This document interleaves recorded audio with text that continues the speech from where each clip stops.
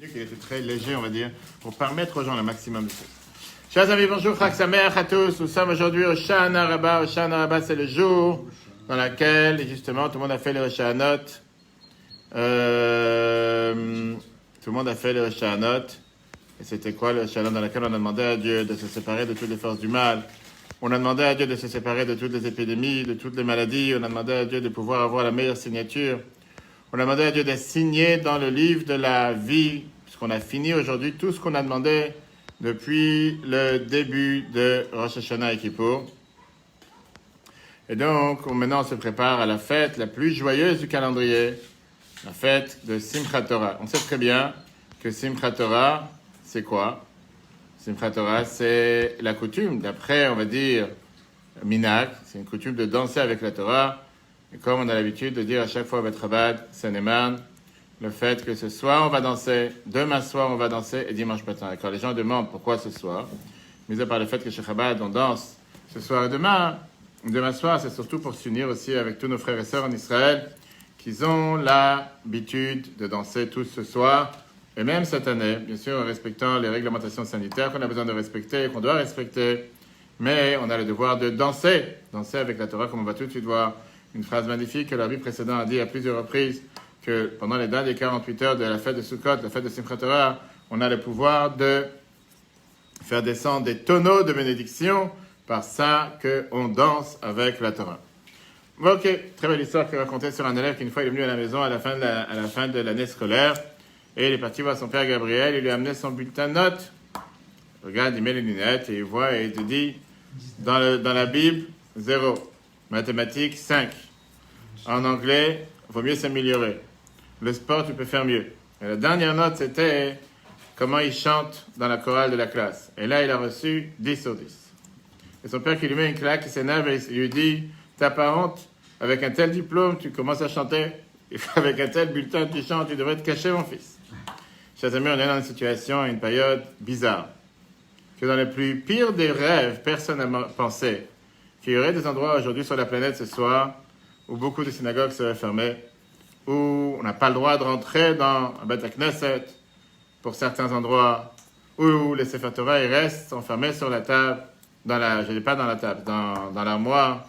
Baruch Hashem, qu'en Europe et dans beaucoup de pays du monde, les synagogues sont ouvertes, et particulièrement les Beth Chabad. On peut prier, on va prier avec joie, avec enthousiasme, en respectant bien sûr, ça c'est l'humilité, c'est pour ça qu'il faut mettre du riz à l'intérieur. Comme il faut en Israël. Avec les distanciations, avec les masques, avec le gel, mais danser avec la Torah, c'est énormément important. Et la question, elle est, en quoi c'est Simchat Torah? Quelle est cette joie? Quelle est la joie que tu peux avoir d'abord quand tu ne peux pas porter un Sefer Torah? Pour certains endroits, ils ne pourront pas te remporter un Sefer Torah. Où est la fête? Où est la joie de la fête? Comment tu peux dire que c'est une fête joyeuse? Est-ce que c'est vraiment une fête joyeuse dans cette situation? Et pour ça, on va parler de la lecture de la Torah qu'on va lire en Israël demain. Et nous, on va la lire, si Dieu veut, dimanche matin. Parce qu'on sait très bien qu'on va, ce dimanche, terminer toute la Torah, Vezat Abracha, et on va recommencer la Torah à nouveau. Et là, on va avoir une question qui dérange. Question qui dérange parce que quand tu sais très bien que la dernière paracha de la Torah, la paracha de Vezat Abracha, c'est la paracha qui vient et qui termine, on va dire, c'est les dernières phrases que Moshe vient et il parle au peuple juif avant de quitter ce monde. Et il y a tout un débat, justement, est-ce que c'est Moshe qui a écrit sur sa mort ou c'est Yoshua qui l'a écrit, mais on ne rentrera pas dans les détails, ce n'est pas le sujet du cours d'aujourd'hui. On voit que les 3 derniers versets, c'est une éloge sur Moshe. Et la Torah, elle dit des louanges sur Moshe qu'elle n'a jamais dit nulle part ailleurs. Une des phrases que la Torah te dit sur Moshe, Velokam Navir d'Israël, que Moshe, il n'y a pas eu un prophète comme Moshe dans le peuple juif. Hashayado Hashem Panim El Panim, que Dieu l'a connu, que Dieu a parlé avec lui face à face. Et la Torah continue, le Chalaotod, Moftim, pour tous les miracles qu'il a fait. Hashashalcho Hashem la Asod Beret Mitzrayim, que Dieu l'a envoyé à faire en Égypte. Et le Cholamora Agadol, toute cette grande crainte, Asherasa Moshe l'Enem Israël, que Dieu l'a fait aux yeux du peuple juif. Moshe est vraiment l'unique, par excellence, figure du peuple juif qui n'a jamais eu et qui n'y aura jamais. Alors c'est vrai que sur la tombe de Rambam, sur la tombe de Maïmonide, c'est écrit Mi Moshe ad Moshe Lokam que Moshe. De Moshe, parce qu'il s'appelait Rabbi Moshe ben Maïmon. De Moshe à Moshe, il n'y a pas eu quelqu'un comme Moshe. Mais c'est vrai que ce qu'il a vu, parler avec Dieu en direct, etc., personne d'autre a pu voir sur terre. Mais c'est pas comme ça qu'on termine la Torah. Regardons les 3 derniers mots que tout celui qui est parti une fois à une Sefer Torah, une inauguration dans Sefer Torah, il a pu voir. Regardons les 3 derniers mots avec lesquels la Torah elle termine. On le chol amora agadol à toute cette grande crainte, asher asa Moshe, que Dieu Moshe il a fait le Eine Kol Israël aux yeux de tout le peuple juif, et c'est comme ça que se termine toute la Torah. Qu'est-ce que ça veut dire? Qu'est-ce que Moshe il a fait aux yeux de tout le peuple juif? Pourquoi ces mots terminent toute la Torah? Tous les commentateurs, Ramban, Rabbi Moshe ben Nachman, le Rabbeinu Bechaye, et tous les commentateurs de la Torah, ils te disent que ça parle sur la suite des versets précédents. Tous les miracles que Dieu il a fait, qu'il a envoyés en Égypte, etc., etc. Les Eine Kol Israël aux yeux de tout le peuple juif. On parle bien sûr de ces miracles qu'il a fait en sortant le peuple juif d'Égypte. C'est quelque chose de magnifique, il les a fait sortir. Rashi, il dit pas ça. Rashi se base toujours sur le sens simple de la Torah. Et Rashi vient et te dit, qu'est-ce que ça veut dire que Moshe il a fait quelque chose aux yeux du peuple juif? Shenas'o libo lishbor aluchot leinem.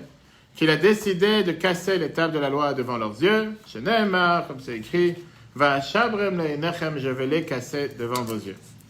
Veiskima dat akadosh baruch hu ledat. Dieu il a été d'accord avec ce que Moshe a fait. Shenemar, comme c'est écrit, yasher koach sheshibata. Bravo de les avoir cassés. Voilà les derniers mots de la Torah et les derniers mots du commentateur de Rashi sur la Torah. Ça veut dire, c'est pas si tu réfléchis un instant. La Torah, elle termine toute cette histoire. Elle termine toute l'histoire de la fin de la Torah avec un des moments les plus bas de notre peuple. Un des moments qu'on ne veut pas se rappeler. Un des moments dans lesquels Dieu était prêt d'exterminer tout le peuple juif. On aurait préféré éviter de ne pas se rappeler ça dans notre histoire et surtout pas sur notre CV. Et là, la Torah, elle vient et te dit ce qui s'est passé 40 jours après Matan Torah. Après qu'on a reçu la Torah 2 mois après qu'on est sorti d'Égypte. L'amour de Dieu pour le peuple juif était vraiment au maximum. Dieu, il donne à Moshe le jour de 17 Tammuz, il donne les 2 louchot, les 2 tables de la loi, il lui donne pour quoi faire. Il lui donne un cadeau au peuple juif, comme un khatan, comme un marié qui donne à sa fiancée un cadeau, parce qu'on sait très bien que Dieu est le marié. Nous sommes la mariée, la Torah c'est l'acte de Ketouva. Moshe, il descend avec le cadeau. Et qu'est-ce qu'il voit? Moshe? Il voit une vérité flagrante. Il voit qu'on a trahi Dieu. Il voit qu'on a mis un veau d'or et qu'on danse devant ce veau d'or et qu'on n'arrête pas de chanter « Ele Elokecha Israël, voici ton Dieu Israël ». C'était tellement une claque dans la figure, c'était une tellement grande honte que nos sages nous disent « Aluva kala shemezana tachat rapota ». Ça fait de la peine. Pauvre est cette fiancée, cette mariée qui se prostitue sous la choupa. C'est dans le jour du mariage. Tu ne peux pas attendre une journée ou deux. Le jour du mariage, sous la choupa, en train de signer l'acte de contrat de mariage, tu vas te prostituer. Ça, c'est ce qui se passe avec le vaudor. Bonne excuse. Je te dis, le taxi, il est dans les embouteillages, pour ça, il faut faire des bêtises. Attends, qu'est-ce qu'il y a? Tu lui envoies un WhatsApp. Qu'est-ce qui se passe? Où il est? Moshe, il prend les tables de la loi. Il les jette. Il les tape par terre, différents avis, comme on a expliqué dans le Chumash du Barachakiti. Ça, on peut revoir sur l'application et Torah. S'il les a lâchés, si les lettres de l'acte de chasse sont parties, sont devenues trop lourdes, peu importe. Les tables de la loi se cassent, et les cassent en 1000 morceaux. Et là, tout d'un coup, quand la Torah termine, toute la Torah, que les lettres sont parties. Et là, quand on a fait cet éloge sur Moshe, la Torah se rappelle de cet grand événement. La Torah, elle dévoile que Dieu, il était d'accord avec ce que Moshe, il a fait. En 2 mots, Dieu, il a dit bravo pour ce que tu as fait. Maintenant, moi, je te demande la question qui dérange, c'est la question sur laquelle on parle justement aujourd'hui. Quel rapport avec la fin de la Torah? C'est juste de ça que tu veux te rappeler quand la personne elle part de ce monde, quand la personne qui est en train de faire son éloge. Est-ce que ça, c'était la plus belle des choses que Moshe il a fait pour le peuple juif? Est-ce que Dieu nous en préserve quelqu'un? Il est là pour enterrer sa femme avec qui il a vécu pendant 60 ans. Pendant 70 ans, il va lui rappeler, rappelle-toi tous les cris, tous les stress, tous les assiettes que tu as cassées, tous les portables que tu m'as cassés. C'est ça que tu dois rappeler maintenant le jour du décès d'une personne. C'est ni la gloire de Moshe, ni la gloire du peuple juif. Il a détourné la destruction de la terre. Très bien, mais encore une fois, c'est ça qu'on va essayer de voir. Est-ce que c'est ça la chose la plus importante qu'on veut se rappeler de Moshe ou pas? Surtout qu'on a un autre débat. Hein? Lui, le peuple juif, il ne pouvait pas vivre à ce niveau. Très bien, comme je t'ai dit, mais quand même, aussi élevé, tout ça, tu avais raison, tu as raison à 100%, mais est-ce que ça, c'est l'éloge que tu dois faire le jour de sa mort? Tu n'as rien d'autre à raconter? Il n'a pas fait des autres choses? Surtout qu'on a un autre problème, et le problème, c'est un problème qu'on sait que le rabbi était très, très makpid dessus, il faisait attention dessus, parce que la halakha nous dit. C'est important de toujours terminer sur une bonne note, sur une note positive. On ne termine jamais une chose sur une note négative. Le judaïsme fait attention avec quoi on commence et avec quoi on termine. Et à chaque fois, elle demande qu'on doit faire attention avec quoi on termine. La Gemara Brachot, page 12, ça dit la phrase suivante. Akol olech achar achitum. Tout va d'après la signature, d'après la fin. D'ailleurs, aujourd'hui, c'est la signature, comme on a dit dans la prière ce matin. D'après la halakha, ça veut dire que l'essentiel de la bracha, c'est quoi? C'est la fin et pas le début. Un exemple que la Gemara te dit. Si quelqu'un il s'est trompé pendant une bénédiction, et il a mélangé différentes phrases qui n'ont rien à voir avec, par exemple, dans la bracha de Yotzer HaMeorot du matin, il a dit des paragraphes que, bref, il était en train de rêver à autre chose. Mais s'il a terminé avec la bonne bénédiction, il est quitte. S'il a terminé Baruch Ata Hashem Yotzer HaMeorot, même si ce qu'il a dit au milieu, c'était pas vraiment les bons ingrédients, parce qu'il a terminé comme il fallait, c'est ce qui compte. Combien de fois on sait qu'on a l'habitude de terminer toujours sur une bonne note, avec des bénédictions au peuple juif? Comment ça se fait que la Torah, elle cherche à terminer dans un endroit et dans un moment de honte, un moment le plus bas de notre histoire, un moment qu'on aurait préféré oublier, pas s'en rappeler. En tout cas, même si ça fait partie de notre histoire, on doit vivre avec notre passé, je ne pense pas que c'est la seule des choses que tu as à dire le jour de l'éloge que tu fais sur Moshe. Il y a exactement 34 ans.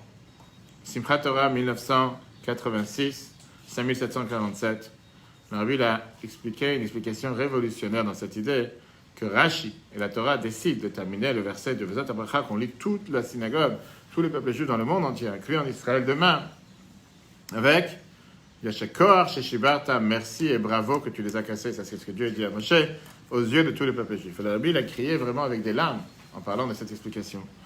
Et tous ceux qui étaient présents n'oublieront jamais de leur vie les mots que le Rabbi a employés. Le Rabbi explique la chose suivante. Casser les luchot, briser les tables de la loi, c'était un moment des plus grands dans la vie de Moshe. 40 ans d'amour, ils se sont, si on peut dire, focalisés, ils se sont réunis avec une fois dans laquelle il s'est énervé et il a cassé quelque chose. C'était pas une colère, c'était pas une explosion de colère, parce qu'il était vraiment débordé, il était étonné de voir le peuple en train de danser autour des tables de la loi. Mais c'était une décision d'amour, une décision de miséricorde qui sortait du cœur pur de Moïse. Quand Moshe descend avec les tables de la loi et il voit que le peuple juif est en train de danser autour d'un veau d'or, il comprend que dans ses mains, il a leur acte de décès. Ça, c'est ce qui se dit. Moshe se dit, les luchot, c'est la ketouva et l'engagement qu'il y a entre Dieu et le peuple juif. Si jamais je leur donne l'acte de mariage, automatiquement, je décrète sur eux l'acte de décès. Parce que ils ont violé cet acte de mariage que je vais leur remettre. En deux mots, l'acte ketouva, c'est quoi? C'est l'acte de mariage que tu as signé entre toi et Dieu. Si je te donne, et tu es en train de faire juste le contraire, c'est-à-dire que sur l'instant, tu es une femme mariée qui se prostitue ou qui commet l'adultère, automatiquement, c'est énormément grave. Une autre Torah. Qu'est-ce que ça veut dire une autre Torah? Elle se matérialisait sur une autre femme. Ils étaient sur une autre femme. Elle se matérialisait l'histoire. Non, pas du tout. C'est exactement la même chose. C'est ce qu'il a donné comme les 10 commandements. Les 10 commandements qu'on a aujourd'hui. Le cœur de Moshe, il était tellement déchiré par ce qu'il vient de voir. Et il prend une décision. Une décision qui est une décision d'un leader du peuple juif. Que Moshe était capable de prendre. On va voir l'enseignement pour nous. Et il décide que le peuple juif passe avant la Torah. Il casse les luchot par terre. Il casse par terre ce qui était Maaseh Elohim, fait par la main de Dieu. Et grâce à ça, il sauve le peuple juif. Après ça, il pourra se tenir devant Dieu et dire, pourquoi tu t'énerves contre eux? Tu ne leur as pas donné un acte de mariage? Il y avait un acte préalable, on va dire un accord préalable oral. On n'a pas fait un accord concret sur papier, on n'a rien signé. Et automatiquement, tu ne peux pas les punir avec la peine de mort sur le fait qu'ils ont rompu l'acte de mariage. Rashi nous donne cette explication que le Rabbi a ramené Simchat Torah 1986 avec la paracha Kitissa 34.1. Rashi te dit, c'est un exemple avec un roi qui a laissé sa fiancée avec des servantes. Mais il est parti à la mer, il est parti dans le sud. Et les servantes, ils ont fait des mauvaises choses. Et c'est sorti un mauvais nom. Qu'est-ce qu'il a fait l'accompagnateur du mariage? Il a déchiré l'acte de mariage. Il a dit, si le roi va vouloir la tuer, je lui dirai, elle n'est pas encore ta femme, tu n'as pas le droit de la tuer. Rashi donne cet exemple par rapport au fait que Moshe, il a décidé de casser les tables de la loi. Et comme ça, Dieu ne pouvait pas avoir un argument en disant, ils n'auraient pas dû agir de la sorte avec le veau d'or et ils méritent la peine de mort. Alors, qu'est-ce que ça veut dire quand tu réfléchis? Moshe, il est déchiré ici entre deux différentes missions, qui étaient toute son essence. D'un côté, c'est le berger du peuple juif, mais Moshe, il n'est pas appelé Moshe le berger. Moshe, il est appelé Moshe Rabbeinu. Qu'est-ce que ça veut dire Moshe Rabbeinu? Celui qui nous donne la Torah, celui qui nous transmet la Torah. Comme c'est écrit dans la paracha qu'on va lire encore une fois, Vezat HaBracha dimanche. Torah tzivalanu Moshe, Morasha Kelat Yaakov. La Torah, Moshe nous l'a ordonné, même si on sait très bien que c'est la Torah de Dieu. Quand il descend avec les Luchot, quand il descend avec les tables de la loi, il est déchiré entre ces deux amours, la Torah et le peuple juif. Moshe n'hésite pas un instant. Il préfère se séparer de la Torah pour sauver le peuple juif. Il préfère casser les tables de la loi pour que le peuple juif soit sauvé. Quelle était cette vision des choses? Quelle était cette vision du monde? Dans le Tanakh de Eliyahu, on explique les paroles d'Eliyahu, Hanavi, Eliyahu, le prophète, que Eliyahu, il a un débat qu'il y a eu à travers tous les temps. Est-ce que le peuple juif passe avant la Torah? Ils sont nés avant la Torah? Ou la Torah est passée avant le peuple juif? En deux mots, est-ce que l'amour que Dieu a le plus proche de lui, c'est le peuple juif?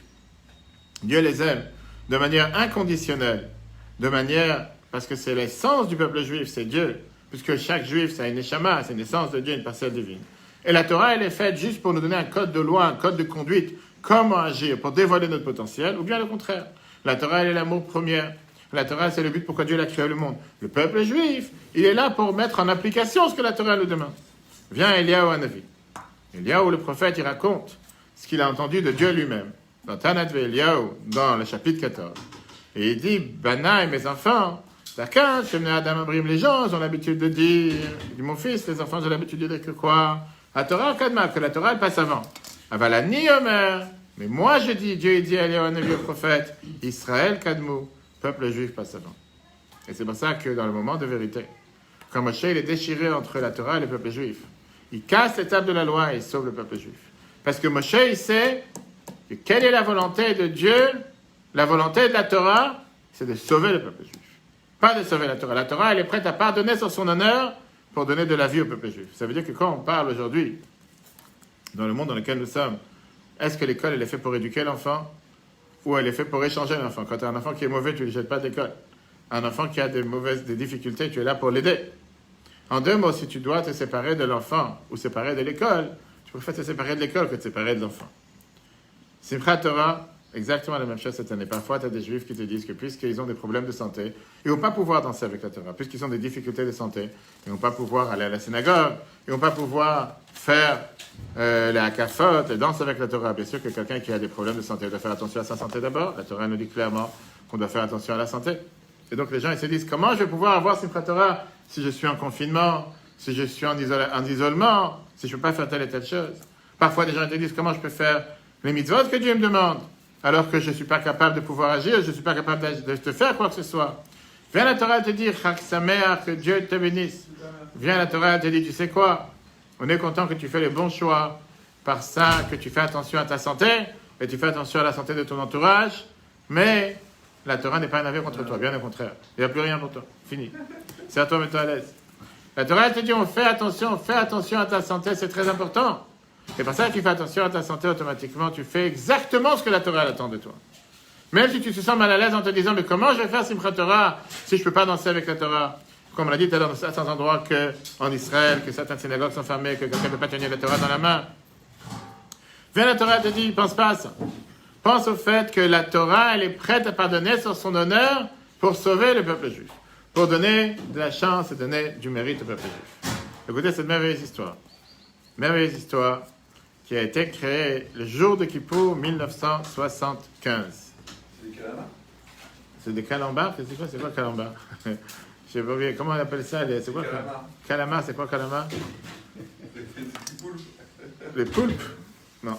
Les poulpes, non. Les poulpes, c'est pas vraiment caché. Moshe a sauvé une autre fois le peuple juif. Vas-y. En ne rentrant pas en Israël. Hein? En ne rentrant pas Exactement, bien sûr, à chaque fois. Ah, Mais vas-y, mets-toi à l'aise, mets-toi à l'aise. Regarde pas le parterre mouillé. Ça, c'est lui il a dit qu'il allait nettoyer après. C'est lui, c'est Gabriel. C'est Gabriel qui l'a dit que... Écoutez la suite. Pendant la fête de Kippour, fête de Kippour 1976, dans la synagogue du Rabbi, j'ai eu la chance d'être des centaines de fois, surtout Kippour plusieurs années. C'était plein. Les gens sont en train de prier, c'est Kippour, en train de prier. Mais il y a toujours une pause entre Moussaf et Mitra. Une pause d'une demi-heure, une pause 3/4 d'heure, une pause d'1 heure. Sur un des bancs, il y a assis un juif qui s'appelle Shlomo Badanchik, qui était, on va dire, le responsable de la municipalité de Kfar Chabad, un petit village en Israël. Et il est en train de réfléchir comment il a passé l'année, comment il a travaillé avec difficulté. Le matin, il était un chauffeur dans un locomotive de train en Israël. Et toute la journée, il voyageait d'un bout à l'autre. Et quand il finissait le travail, il commençait à travailler pour ce village Kfar Chabad qui est en Israël. Il court d'un bureau à un autre bureau. Bref, Là arrive le jour de Kippour. Il est à des dizaines de milliers de kilomètres de Kfar Chabad. Il est à New York. Et il cherche tranquillité. C'est qu'est-ce que tu fais Kippour? Kippour, tu es en train de te reposer. Tu es en train de faire des psaumes. Tu n'es pas en train de penser à ce que tu penses toute l'année. D'un coup, quelqu'un, il le tape à l'épaule. Et quelqu'un, il lui dit, on t'appelle en haut dans le bureau du secrétariat du Rabbi. Jour de Kippour. En plein Kippour. Qu'est-ce qui peut se passer? Quelle urgence? Moi, parmi les dizaines de milliers qui est là. Rav Radakov, qui était le secrétaire du Rabbi, il le reçoit avec le visage sérieux. Et il lui dit que le Rabbi, ça le dérange, que des femmes enceintes qui ont accouché à Kfar Chabad, ils ont une situation difficile. Ils rentrent à la maison fatigués. Ils sont fatigués de l'accouchement. Ils n'ont pas de force pour s'occuper de leur maison. Le Rabbi lui propose de créer une association, une organisation qui s'appelle Shifra et Poua, qui existe toujours, sur le nom de qui c'était qui Shifra et Poua, les fameuses sages-femmes en Égypte qui aidaient les peuples juifs, les femmes juives à accoucher, etc., etc., qui vont aider toutes ces femmes qui viennent d'accoucher avec tout ce qu'ils ont besoin. Le Rabbi s'est exprimé depuis les couches jusqu'à la poussette. Donc, ils vont aider, ils vont s'assurer qu'une femme qui vient d'accoucher, elle ait des repas livrés à la maison, qu'elle n'a pas besoin de s'inquiéter tout de suite à reprendre la charge, sa famille, ses enfants, etc. Mais ce n'était pas fini. 1 heure après Kippour est terminé, quand tout le monde a couru à la maison pour aller prendre déjà le repas à Kippour parce qu'ils n'ont pas mangé depuis 24 heures ou 26 heures, ils sont déjà très fatigués. On le rappelle encore une fois au bureau du Rabbi. Là, le Rav Radakov lui donne $1000 et lui dit que ça c'est la première participation du Rabbi pour mettre en place cette institution. On en pense un instant. On est Kippour dans l'après-midi. Le jour de Kippour, le Rabbi est occupé avec des choses à niveau international. Sauvetage du peuple juif, Israël, les guerres, n'importe, des milliers de choses qui sont tellement plus importantes. Et de toute façon, tu ne peux rien faire pendant le jour de Kippour. Qu'est-ce qu'il peut faire? Mais la seule chose que le Rabbi inquiète, c'est la santé, le psychisme, la santé mentale des femmes qui ont accouché en Kfar Chabad en Israël. Il faut faire quelque chose et décider de faire quelque chose aujourd'hui. Ça, c'est ce que symbolise ce qu'on vient de voir. Que Moshe, il est à une décision, il ne sait pas, est-ce que c'est la Torah qui passe d'abord ou le peuple juif qui passe d'abord? Il s'est dit, la Torah, je casse, je jette les tables de la loi, et c'est le peuple juif qui passe d'abord. Alors, pourquoi la Torah termine avec ce message? Pourquoi c'est la lecture qu'on lit Simchat Torah? Alors que, comme j'ai dit, on aurait pu lire avec tellement d'autres messages, on aurait pu lire tellement d'autres choses. Parce que c'est tellement facile à dire. Oui, le peuple juif il passe d'abord et la Torah passe après. Mais qu'est-ce que ça veut dire pour chacun d'entre nous? La Torah vient te dire que chacun d'entre nous a le devoir de se dire que la faveur d'un juif, faire du bien pour un autre juif, ça passe avant tout. Oui, il y a des gens qui vont dire, moi j'ai mon minyan, moi j'ai mon cours de Daf Yomi, moi j'ai mon cours de Shulchan Aruch, moi j'ai mon cours de telle et telle chose. S'il me reste du temps, je vais aller voir si un juif il a fait la mitzvah du lulav, ou s'il a mis les tefillin, ou s'il a fait quelque chose qu'il fallait faire, ou s'il a eu son colis pour les fêtes ou quoi que ce soit. Bien, la Torah te dit que non. Tu as le devoir d'apprendre et de te dire, le message de Simchat Torah, c'est que parfois je dois pardonner sans mon bien-être pour pouvoir agir pour le minimum envers un autre juif. Pas seulement le minimum, même le maximum. Mais parfois mon bien-être passe est secondaire. Oui, il est secondaire. Alors oui, des fois je voudrais que tout me revienne, mais savoir ce qu'on appelle en hébreu mevater, le laisser pour l'autre. C'est pas grave si je le répète. Il y a de merveilleuses histoires qui te montrent comme quoi parfois, par ça que tu agis pour un autre, en réalité Dieu il agit encore doublement pour toi. Écoute, cette merveilleuse histoire qu'on a entendue d'une personne qui l'a vécue lui-même. Un couple à Jérusalem, il n'avait pas d'enfant. Marié pendant plusieurs années. Ils n'ont pas eu la chance d'avoir un enfant. Ils ont eu vraiment de docteur en docteur, de médecin en médecin. Les docteurs, ils ont dit, habituez-vous à vivre sans enfant. Vous n'allez pas avoir d'enfant. C'est pas tout le monde est obligé d'avoir un enfant. Vous en aurez pas. Le mari, il a entendu que dans certaines synagogues, le maftir de Rosh Hashanah, le premier maftir qu'on lit Rosh Hashanah le matin, c'est un maftir particulier. Pourquoi? Parce que c'est l'haftarah de Chana. Chana qui n'avait pas d'enfant. On a parlé ça longuement dans les cours de Rosh Hashanah qu'on peut voir sur l'application Torah. Et qui est partie dans le temple, à Shiloh, et qu'elle a été prise pour une soule, elle a été prise pour une ivrogne, et qu'elle, il lui a dit, jusqu'à quand tu vas te saouler? On a vu ça dans les explications, comme quoi elle a dit, je ne suis pas du tout saoul, je verse mon cœur devant Dieu, et que de l'histoire de Chana, on apprend beaucoup de lois par rapport à comment prier. Et au final, après 20 ans qu'elle n'a pas eu d'enfant, elle a eu la chance d'avoir l'enfant Shmuel, qui était le grand prophète, etc. Donc, dans certains livres, c'est écrit que celui qui achète le maftir de Chana, le premier jour de Rosh Hashanah, c'est une ségoula pour avoir des enfants. Et comme on va les monter dans les synagogues, parce que beaucoup de gens veulent monter à la Torah Rosh Hashanah, il n'y a pas assez de montées pour tout le monde, donc on met ça aux enchères pour la mitzvah. Il s'est dit, cette année, j'ai entendu que c'est une mitzvah, je n'ai pas d'enfant, je vais tout faire pour acheter ce maftir. Et comme ça, j'aurai un miracle. C'est quelqu'un qui n'a jamais joué aux enchères. Il n'a jamais joué au casino non plus, mais aux enchères, et c'est pas... Mais là, il a dit, quoi qu'il arrive, même s'il y a des autres gens qui ont l'habitude d'acheter, moi, je vais le faire. Et ça commence à monter. C'est pas comme on met Rabat Sénémark, c'est 2 fois Chai, 1 fois Chai, 26, 54. C'est avec quelques euros en plus, ça commence à monter. Et les gens qui avaient l'habitude d'acheter le maftir tous les ans, ils n'étaient pas prêts à pardonner leur place. On dit non, nous, chaque année, c'est notre montée, on achète notre montée, on veut pas. Mais lui a décidé d'être têtu et il a réussi à obtenir la maftir pour un prix énorme. Il regarde sa femme qui est dans la synagogue des femmes et ils étaient avec des larmes en se disant mais non, on sent qu'on a fait la meilleure des choses. Si Dieu veut cette année, on aura notre mazal. Bon, en plein milieu de la lecture de la Torah, un de ceux qui prie dans la synagogue, il vient le voir. Il dit je te rends un petit service. Petit service. Il dit écoute-moi une chose. Moi, j'ai acheté la 7e montée. Mais je viens de me rendre compte que mon frère, il a pris la 6e. Et dans la halakha, on n'a pas l'habitude de faire monter 2 frères côte à côte. On dit, parce que certains disent à cause du mauvais œil, donc quand tu as un frère qui est monté ou un père, etc., on ne monte pas à côte à côte. Il dit, je te demande un petit service. Mon frère, il monte à 6e. Donne-moi le maftir que tu as pris. Il n'a pas compris, il ne connaissait pas tout son calcul. Lui, il s'est dit ça, il a voulu le monter. Et moi, je te donne la montée. Comme ça, toi, tu es l'intervalle entre moi et mon frère. Donne-moi le maftir et toi, prends la 7e. Celui qui a acheté le maftir, il est écroulé. Il fait, attends, je suis venu, je me suis engagé, j'ai pris tellement de temps, on va savoir. Il fait, c'était mon dernier espoir, j'ai tout essayé, on m'a dit que c'est un ségoula pour avoir un enfant, on va savoir. Il a voulu lever les mains vers le ciel. Il dit, pourquoi Dieu, tu me fais une chose pareille? J'ai dû faire juste dans cette synagogue, juste là, 2 frères, ils achètent. Et là, l'autre, il vient. Puis c'est Rosh Hashanah, quand on se dit à un juif, Rosh Hashanah, non, c'est pas tranquille, j'ai pas de temps pour toi. C'est Rosh Hashanah, chaque chose que tu fais, c'est important. Il a réfléchi une demi-seconde. Après, il dit, tu sais quoi, pas de souci, prends maftir, prends-le. Donne-moi ta montée, on s'échange, merci. Pas grave, c'est bon Dieu, laisse-moi tranquille. Ok. L'autre, il monte à maftir. Quand les gens se rendent compte qu'est-ce qui se passe, tout le monde a commencé à dire, comment t'as osé? C'est très bien que lui, il n'a pas d'enfant. Peut-être qu'il a pris ça pour avoir des enfants. Qui tu es pour lui demander d'échanger avec toi? T'as pas honte, tu te caches pas. Pas savoir. Rosh Hashanah, c'est devenu l'enfer à la synagogue. Tout le monde commence à l'insulter. Et lui, il dit, devant tout le monde, écoutez-moi, chers amis. Moi et ma femme, on a tout essayé, tous les ségoulottes possibles et imaginables. On était à Amouka, on était à Tombe de Rachel, on était au Kotel, on était dans la cave des patriarches. On a tout fait. Mais une ségoula qu'on n'a jamais fait, c'est savoir pardonner quelque chose qui nous appartient et pouvoir le donner à quelqu'un d'autre. C'est pas grave si c'est pas moi qui l'a.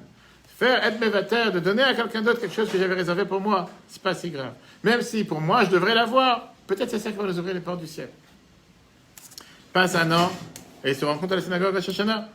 Dans la personne qui a perdu le maftir entre à la synagogue, celui qui l'a pris la montée l'année dernière, il vient le voir. Et c'était que toute l'année, j'ai me senti mal à l'aise. J'avais quelque chose dans le cœur, j'étais mal. Je me suis dit, comment j'ai pu te faire un tel tort le jour de Rosh Hashanah? J'ai décidé qu'aujourd'hui, je vais te rendre ce que tu m'as fait l'année dernière. Cette année, j'ai décidé avec le gabaï qu'il n'y a pas d'enchère pour maftir, c'est moi qui le prends et je te l'offre. Comme ça, tu auras maftir. Et là, notre ami lui répond, il n'y a plus besoin. Il y a 2 mois, j'ai eu 2 jumeaux. Qu'est-ce que ça veut dire, chers amis, comme ça? Ça veut dire que dans la vie, tu peux penser des fois qu'il faut faire les choses comme toi tu penses. Mais le bon Dieu, quand il voit que c'est toi qui fais les choses, et la première des choses, savoir céder, donner ta place, donner ton temps, être à l'écoute de l'autre, faire quelque chose pour l'autre, Dieu il s'est dit ça vaut beaucoup plus que n'importe quelle autre chose. Et ça, chers amis, c'est aussi les invités d'aujourd'hui. Avec ça, on va terminer. Les invités d'aujourd'hui que nous avons tous dans la soukha, les derniers invités qui sont le roi David et le Rabbi Rachab. David Amelech, tout celui qui était la veillée hier soir, comme Gabriel, on a fait la veillée ensemble jusqu'à 3h du matin. Et la veillée, on a tous lu quoi hier? On a fait le Chumash Varim. On a fait le Chumash Varim et on a lu tout le Teilim. Et tout celui qui a lu tout le Teilim, comme on a l'habitude de lire chaque Shabbat, qu'est-ce qu'on dit dans le Teilim à la fin, dans le Yiratzon? On dit que Dieu fasse que les psaumes que je viens de lire, que ça soit considéré que Ilu Amaram, David, Melech Israël, Ba'atzmo, que ça soit considéré comme si David lui-même l'a dit. David lui-même l'a dit. Comme si c'est David Amelech qui dit. Alors ça veut dire que chaque juif, il peut se prendre aujourd'hui le jour de Hoshana Rabbah, le jour qui est le jour des merveilles, le jour des miracles, le jour dans lequel on te dit qu'on a toutes les chances pour être signé dans la vie et signé dans le bonheur. Et la Torah te dit que ce jour-là, c'est un jour qui est tellement approprié pour avoir des miracles, vient de refléter le sens et le rôle du roi David. Quel était le sens et le rôle du roi David? Comme l'a dit tout à l'heure, David Amelech était quelqu'un qui était un guerrier. C'était quelqu'un qui se battait tout à l'heure. Par ça qu'il a fait la guerre, il a fait en sorte qu'il a eu la paix que son fils Shlomo, il a pu construire tous les temples. Shalom Ayabiyama. Dieu a dit que David ne pouvait pas construire le temple parce qu'il avait les mains pleines de sang. Mais justement, il a pu construire le temple. Qu'est-ce que ça représente pour la vie de chacun d'entre nous? Tu vois, parfois savoir se battre pour faire une mitzvah, mais se battre pour éclairer le monde. Se battre pour être une bougie qui éclaire le monde. Se battre pour quelqu'un qui va, justement, propager la lumière de la Torah dans le monde. Une des choses qu'on a fait ce matin à la synagogue, c'est prendre les haravot, le bouquet de fleurs, et le bouquet des 5 haravot et taper par terre. Et ça, alors, il t'explique. C'est une coutume qui est très bizarre, qu'on ne voit pas dans les 4 espèces. Parce qu'on sait très bien que les 4 espèces, même si c'est une mitzvah de la Torah, on sait que le premier Yom Tov qui tombait Shabbat, on n'amenait pas les lulav. Alors que Chibut Aravat, ta paix avec les Aravot, malgré que c'est une coutume des prophètes, c'est pas écrit ça dans la Torah, néanmoins, c'est toujours, ça tombe dans une configuration que le Shana Rabbah ne peut pas tomber un Shabbat pour qu'on ne puisse jamais faire sauter cette coutume de pouvoir taper avec le bouquet de fleurs par terre le jour de Shana Rabbah. Comment est-ce possible? Pourquoi la Torah n'a pas arrangé que le calendrier tombe d'une manière que Shabbat tombe jamais Sukkot, comme ça on ne va jamais faire sauter le fait de faire sauter, ou bien Rosh Hashanah. C'est-à-dire que quand Rosh Hashanah tombe Shabbat, on ne sonne pas les chauffeurs. Pourquoi la Torah n'a pas pu arranger le calendrier que Rosh Hashanah tombe jamais Shabbat, comme ça on va sonner? Pour un coutume, oui, pour le reste, non. Et la Torah te dit, de là on apprend l'importance d'une coutume. Alors en précisant, une coutume qui est basée dans la Torah, parce que d'un côté on te dit que Minag Israël Torei, une coutume du peuple juif, c'est à la valeur de la Torah. De l'autre côté, on te dit que Minag c'est Otiot Geinom. Une coutume, c'est les mêmes lettres que l'enfer. Parce que parfois, les coutumes peuvent t'emmener à l'enfer. Si tu fais une coutume qui te sort de nulle part, ça peut des fois t'emmener à l'enfer. Mais qu'est-ce qu'on a fait? On a pris ce bouquet qui ne représente pas des feuilles d'étrog, pas des feuilles de palmier, pas des feuilles de myrte. Arava, qui est la simple des 4 espèces qui n'a aucune valeur, ni goût, ni odeur. Mais c'est avec ça cette feuille, elle est aussi appelée dans le Zohar, dans la Gemara Shabbat, Arvana, qui représente sur l'union illimitée du peuple juif. Malgré qu'on a expliqué longuement pendant toutes les fêtes de Sukkot qu'on peut voir sur l'application Torah que chacune des 4 espèces parle de l'union, que chacune des 4 espèces vient parler sur l'importance du peuple juif, on sait très bien que la Harava reflète les gens simples, ceux qui n'ont aucune qualité particulière, ceux qui n'ont ni goût, ni odeur. Mais chez eux, on ressent cet amour envers Dieu. Chez eux, on ressent ce rapprochement de Dieu, le fait d'être ensemble avec Dieu. Le fait de ne pas chercher à comprendre, à mettre la tête, à réfléchir. Alors, monsieur le rabbin, il faut venir danser, il ne faut pas venir danser. Est-ce qu'on va se tenir avec des balais, on va se tenir avec des cordes? Viens, pose pas trop de questions, danse, fais, qu'est-ce que Dieu il attend de toi? Et au final, quand on prend cette arava, une arava qu'on n'a absolument fait aucune mitzvah avec elle, une arava pure, et on fait avec ça la mitzvah, la coutume, pendant la fête de Shana Rabbah, on mérite de faire descendre avec nous toutes les bénédictions du roi David, David Melech Israël, Chayvekayim, la Torah dit que le roi David il est vivant. Pareil, le Rabbi Rachab qui était celui qui a créé les Yeshivot Tomchit Memim, le 5e Rabbi de Chabad, que lui aussi était présent pour nous dire comment il faut se combattre, il faut se battre pour pouvoir faire descendre la Géoula, faire descendre la délivrance, que Dieu fasse qu'encore cette année avant Simchat Torah, on puisse mériter de voir cette délivrance, que toutes ces maladies, toutes ces épidémies, tous ces soucis qu'il y a dans le monde disparaissent, que tous ceux qui ont besoin d'une longue vie, une bonne santé, et que tous ceux qui ont besoin d'avoir des enfants, ils ont des enfants, tous ceux qui doivent trouver un mariage, ils ont trouvé un mariage. Mais rappelons-nous, ce qu'on a dit tout à l'heure au départ, que Simchat Torah, on danse avec la Torah, à chaque fois qu'on lève les pieds du parterre, on fait descendre des tonneaux de bénédiction de tout ce qu'on a reçu pendant quoi? Rosh Hashanah et Kippour, on a reçu de manière potentielle. Pour les faire descendre de manière concrète, il faut danser avec la Torah le jour de Simchat Torah. Et plus on danse, et plus on fait descendre des bénédictions. Bien sûr, même si on dit les chaim, faire attention de ne pas boire plus que 4 petits verres, comme le Rabbi avait toujours dit, on n'a pas le droit de se saouler. Les alcooliques ne font pas partie de la religion. Et si quelqu'un a un problème alcoolique, il faut qu'il aille se faire soigner. Le plus important, c'est que Dieu fasse qu'on puisse avoir toutes ces bénédictions encore avant Simchat Torah, qu'on soit ce soir tout le peuple juif réuni à Yerushalayim avec Mashiach, avec toutes les bonnes nouvelles pour tous. Au cours, on replace sur le Torah. Chag Sameach, Moadim le Simcha. Et si Dieu veut, la semaine prochaine, on recommence la Torah à nouveau. On recommence Bereshit si Dieu veut. Chag Sameach à tous.